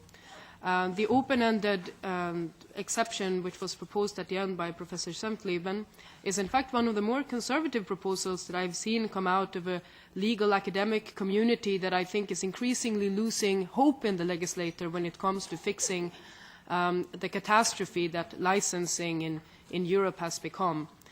One of my favorite projects is copyrightcode.eu, which I think establishes very concrete, easy to understand legal text where both users, commercial actors, and copyright holders can get an overview of the rights and freedoms that they have to produce or to use culture. My hopes for the future is that we can create in the Parliament for the next legislature a better platform for interaction between members of Parliament that understand the urgency of the copyright reform, that we will be able to address the issues of users in the European Union who want to use new technologies like the Internet to engage with cultural, scientific or academic publications and information in a way that feels most natural and convenient for them, both in a social context and in the context of educational experiences or for making new commercial applications. It is clear that the copyright reform is not going to be quick. Large systems don't change overnight. But the first thing that I would urge the Commission to do is to pick up the challenge which we gave the Commission last year in December, which was codified also in the resolution by Ms. Schaake of November in last year, that they initiate the reform of the Information Society Directive from 2001 so that we can have a clear legal framework which doesn't antagonize people and that doesn't stop Europe from becoming the place of interaction and productivity that Europe could be. Thank you. Thank you so much. I've very much appreciated all of the contributions and the discussions today. My name is Marietje Schaake, a member of the Liberal group, and I'm co-hosting this event. And whenever I participate in events that are relating to copyright reform, I have a strange sensation because on the one hand I feel like we're repeating the same story with a group of people who are already convinced of the urgent need for copyright reform. And at the same time, the gap between the legal reality, the European frameworks, and the actual reality that the world we live in presents is widening with every day that we wait to implement this reform. And so it's a strange sensation, which really is just a reminder that we need to continue our work, but also must continue to widen the group of people involved in this discussion, so that we don't think that the three MEPs sitting at this stage right now, and you all represent all of society. I mean, a lot of our colleagues are still unaware of the urgent need to reform copyright. It's a highly technical issue. It's not always easy to understand, but it has huge relevance for our societies and our citizens, and I think we must be reminded of that. And in that sense, I had a strange wake-up call yesterday when I did a guest lecture at a school in the Netherlands, higher education, which was about copyright. And I made the plea for copyright reform, and I was asked to talk about the political angle. And before starting, I asked about 150 students, who of you have not heard about ACTA?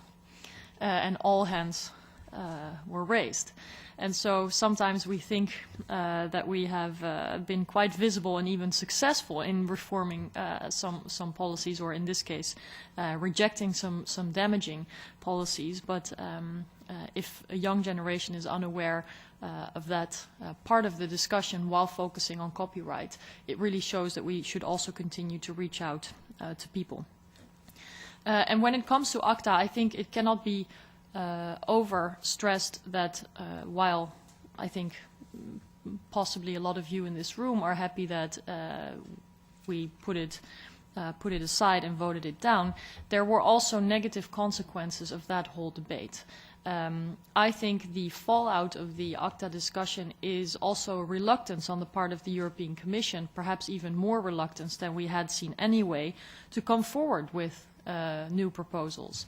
There is quite a fear of a backlash and a public outcry when it comes to these kinds of topics. And so I think we have to also be a part of building trust and guiding the way in what reform could look like, so that we can already build coalitions towards an actual change, because I think, well, that's very, very necessary, and we shouldn't wait for the European Commission because they have dragged their feet. We're now at a critical moment where elections are coming up, a new commission will be formed, and that means that delays that we're facing today can easily be skipping over another 2 years or so. So we're really at a problematic moment in time, I would say, while at the same time, of course, elections offer great opportunities. And so if there's any way we can put the issue of copyright reform on the agendas in our respective member states to make it a part of the discussions and the programs of different political parties leading up to the European elections, that would be a huge help. I'm working on that within the Liberal group here, but it's something that you can all be a part of at your member state level in reaching out to people and setting this agenda and prompting politicians to speak out about what they believe is important when it comes to copyright legislation in Europe. And for us all to be successful, again, and I'll end with that, we must not only look narrowly at the issue of copyright, but really how it relates to a broader set of issues of protecting the public value of the open internet, for example, and ensuring that the public value of new technologies is not only preserved but also fostered. When it comes to access to knowledge, when it comes to access to culture, I think we cannot overstate the importance not only in the technical sides of copyright but really in the society's impact by open education, open access, etc., etc. So we have to do a lot to move this big tanker into the right direction. And while I'm, well, again, sort of experiencing a wake-up call of this discussion going on and change in legislation coming so slowly, I'm also encouraged to continue this work because I think it is so important, and I hope we can use the occasion of European elections to actually make a difference together. So it's an invitation to sustain your involvement with this topic and to shape the way copyright reform in Europe should look, so that we actually make relevant policies that do justice to the public needs and the digital developments that are going on with or without relevant legislation. The market will come up with solutions. Courts will be facing a lot of cases where this debate is fought out if we don't take our responsibility, and I think that that would be a real shame. So let's continue our work. Thank you. I can only subscribe to what was said by Mrs. Andersdotter and Mrs. Hake, and I believe that this political context described by Mrs. Hake is very just comes to the point. The problem is that the discussion on ACTA made the Commission very much reluctant to start any changes. So understanding that this House will ask for further going moves while Commission is still, I believe, not ready for it.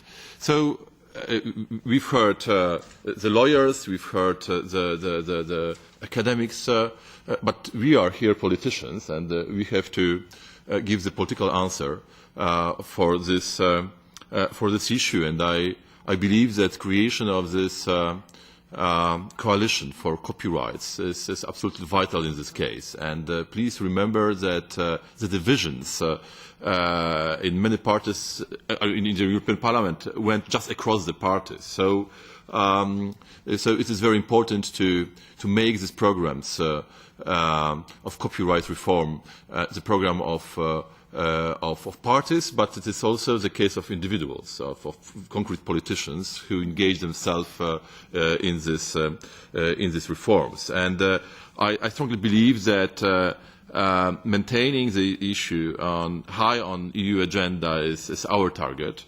I believe that by that we can create a kind of legacy for next term, just to start not from the scratch, but having some agreed, discussed proposals. I'm very happy that during this session we could elaborate more detailedly the problem of text and data mining.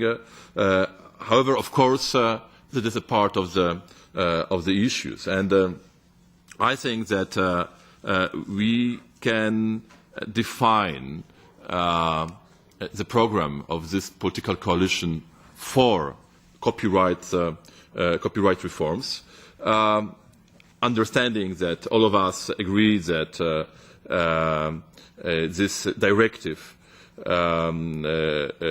should be revised, and that there are certain points we can agree with.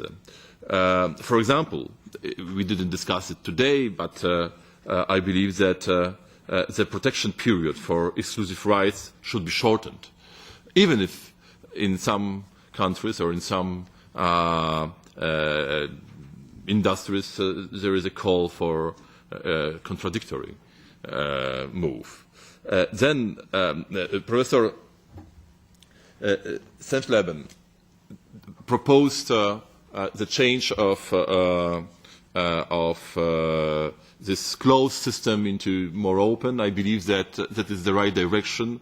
I also subscribe to what Mrs. Andersdotter said. I believe that in this case, European Copyright Code proposal is very accurate. I believe that this semi-open system which is proposed there is good, and the proposal to name in regulation some examples of fair use and then cover with this fair use the example similar to them is the right idea, and of course I believe that in this case, we can maintain these limitations of a three-step test, but it can just open the system more broadly and just create more flexible possibilities to adjust to the changing situations, to new cases. Then, of course, we also haven't discussed the issue of a remix, but in my opinion, this remix right should be introduced in order to reinforce the communications, since now remixing the original work is one of the most popular activities of Internet users.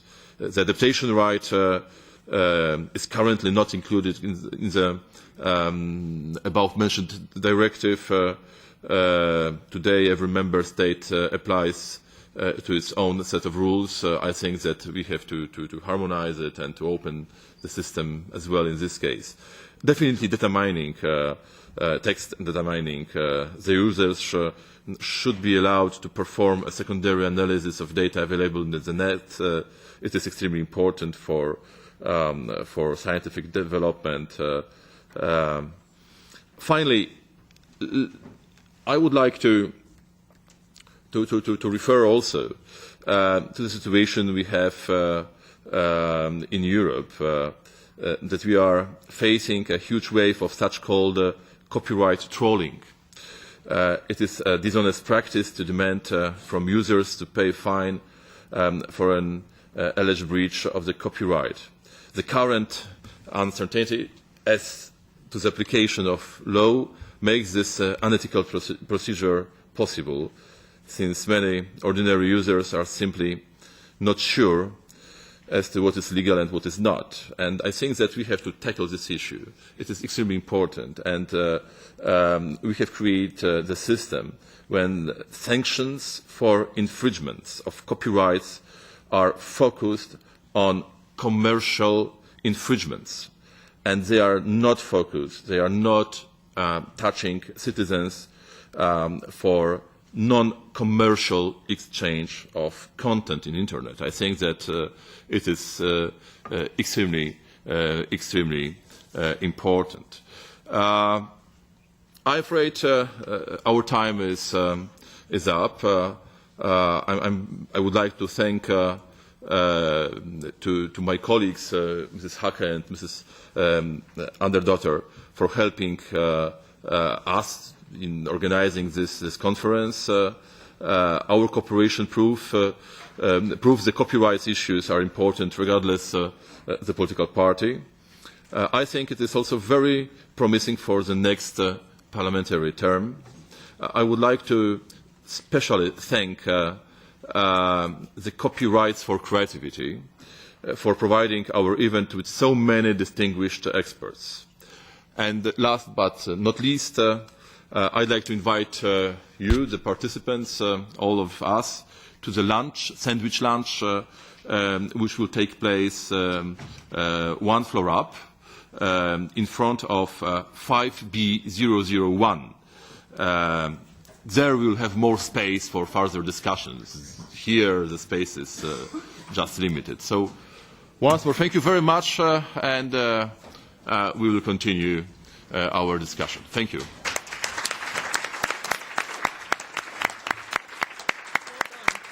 Excellent. Thank you very much.